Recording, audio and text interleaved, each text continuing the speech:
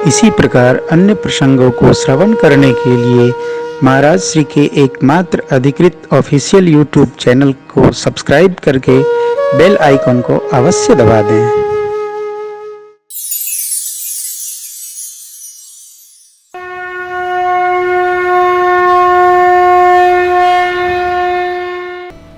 चक्रवर्ती जी महाराज का जीवन धर्ममय था, इसलिए ब्रह्म ने अवतार ले लिया। धर्म धुरंधर गुण निधि ज्ञानी हृदय भगति मति और ये नहीं इतने दिन हम धर्म करेंगे, इतने घंटे धर्ममय रहेंगे और इतनी देर हम अधर्ममय रहेंगे। यदि धर्म का फल मिल रहा है तो अधर्म रूपी कर्म का भी फल अवश्य प्राप्त होगा। अवश्यमेव भोक्तव्यम कृतम कर्म शुभाशुभम। एक क्षण भी हमने अधर्म में गति की तो उसका भी फल होगा। साधक लोग ऐसा मानते हैं कि समाज बहुत विकृत हो गया। मैं प्रेम भूषण नहीं मानता। समाज त्रेता से भी वर्तमान का अच्छा है।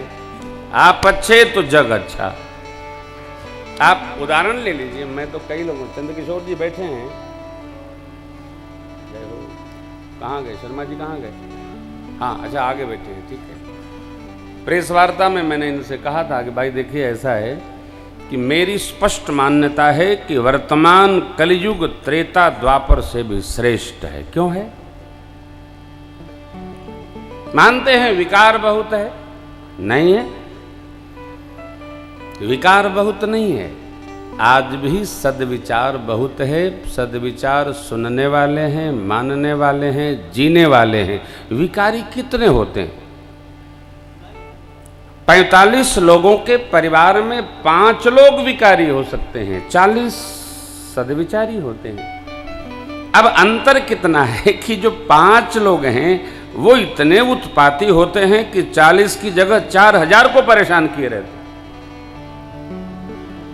परंतु कोई अस्तित्व नहीं है।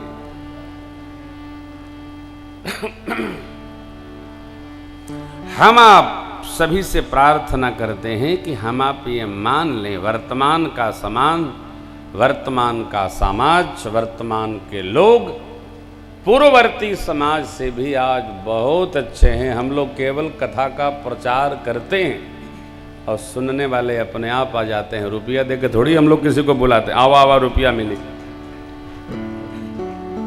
समाज में आज भी भगवत भाव, भक्ति, श्रद्धा, स्नेह, ममता कुट कुट कर भरा।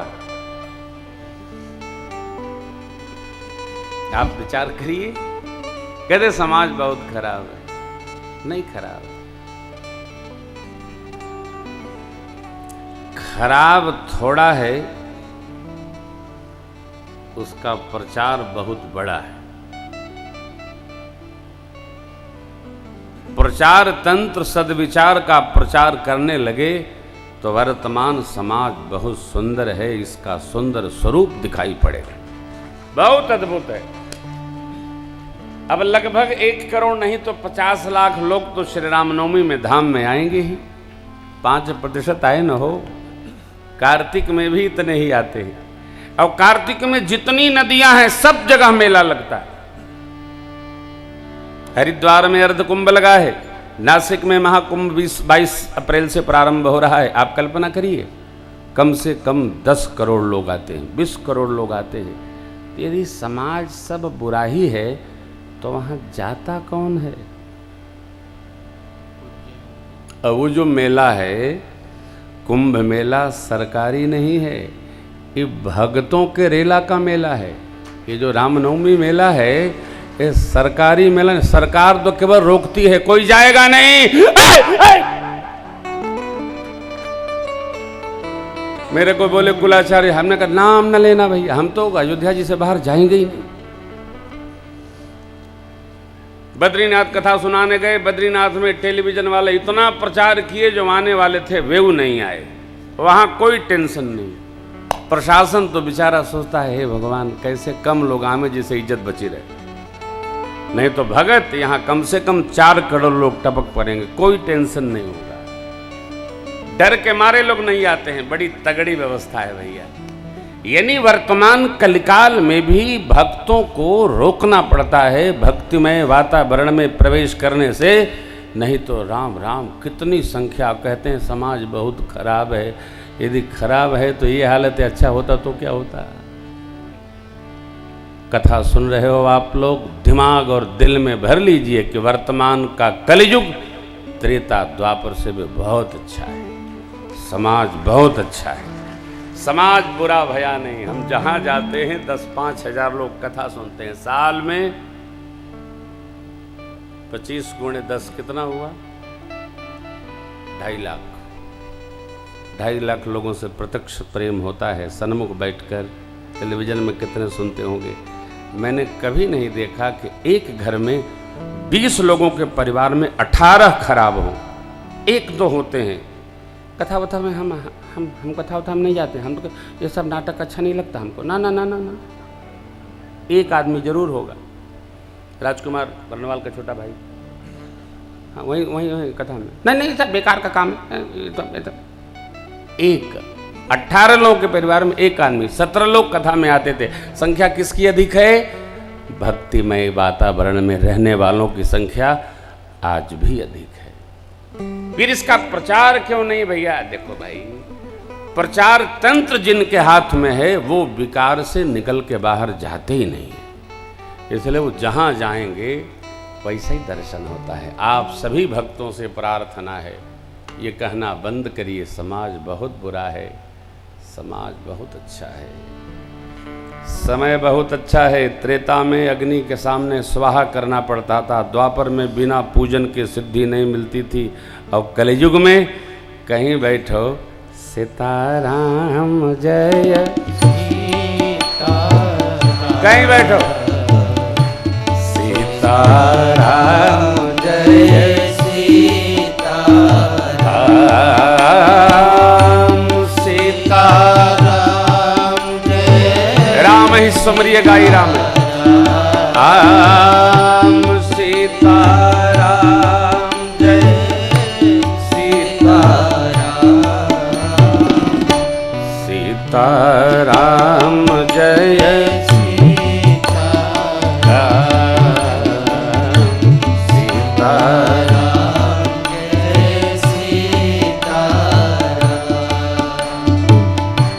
यही कलिकालन साधन दूजा, यही कलिकालन साधन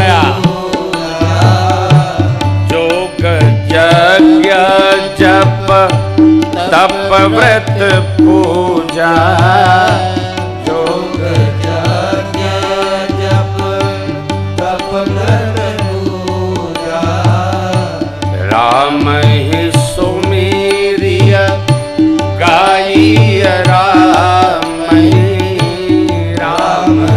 सुमेरिय हरि राम गाइय राम संतत सुनिय राम गुण ग्राम, संतत सुनिय राम गुण ग्राम, सीताराम जय सीताराम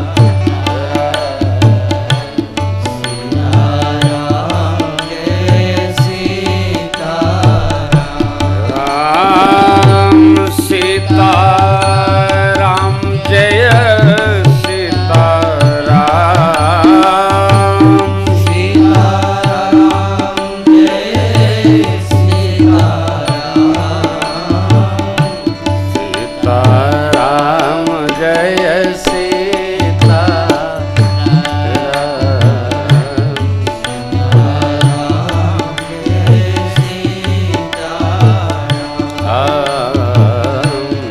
सीताराम जय सीताराम,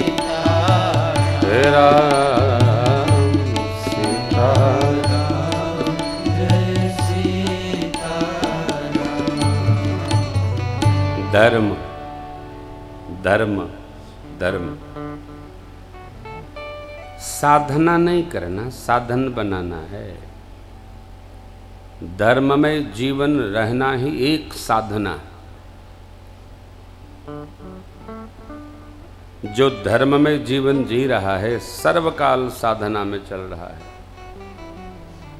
धर्म क्या है?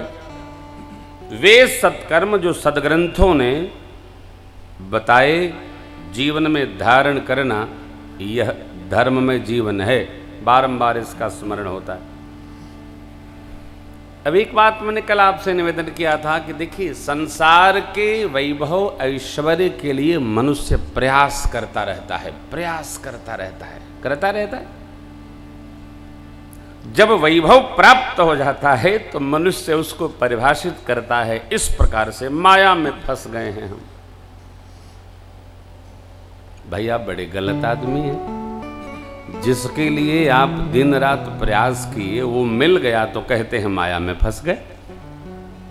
तो आप जानकर अनजानी भूल क्यों किए? नहीं, ऐश्वर्य जो मिला है मेहनत से, यत्न से, प्रयास से, कर्मठता से, उसको भगवान की कृपा मानिए। वो माया नहीं है।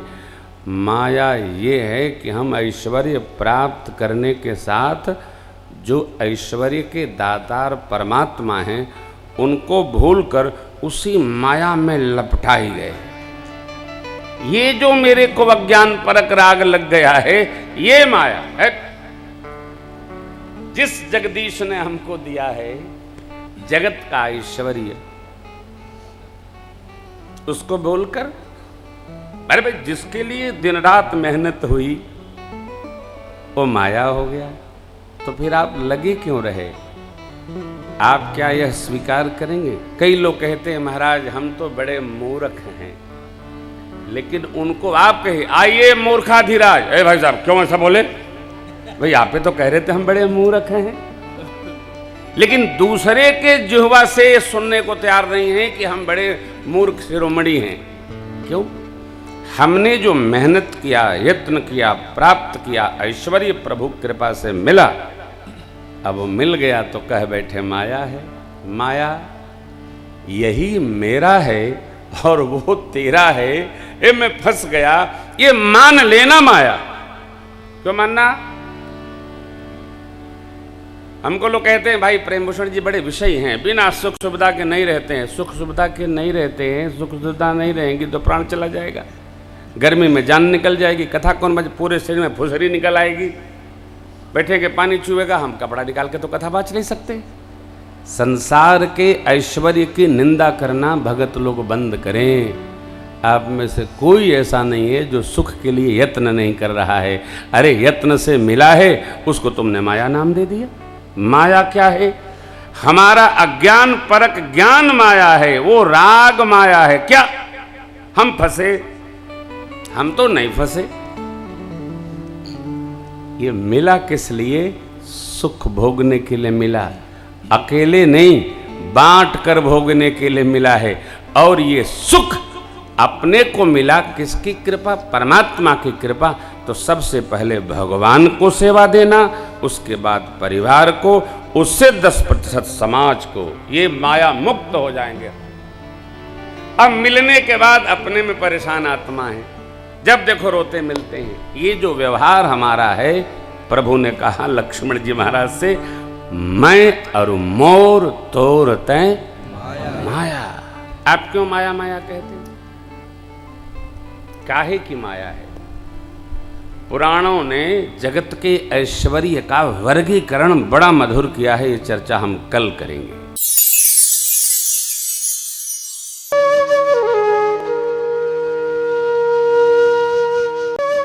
इसी प्रकार अन्य प्रसंगों को श्रवण करने के लिए महाराज श्री के एकमात्र अधिकृत ऑफिशियल YouTube चैनल को सब्सक्राइब करके बेल आइकन को अवश्य दबा दें।